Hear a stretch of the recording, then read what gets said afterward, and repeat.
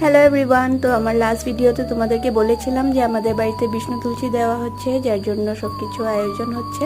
And দেখো, ভোগ লাগানো হয়ে গেছে। রান্নাঘরেও নিরামিষ তরকারি, ডাল অ্যান্ড ভাতটা বানানো হচ্ছে। কজ ভোগের জন্য অল্প অল্পই বানানো হচ্ছে, যার জন্য ভিতরেও কিছু কিছু জিনিস বানিয়ে নিয়েছে। অ্যান্ড আমাদের কীর্তন পার্টিও এসে পড়েছে। এখন সবাই মিলে আমরা কীর্তন শুনবো।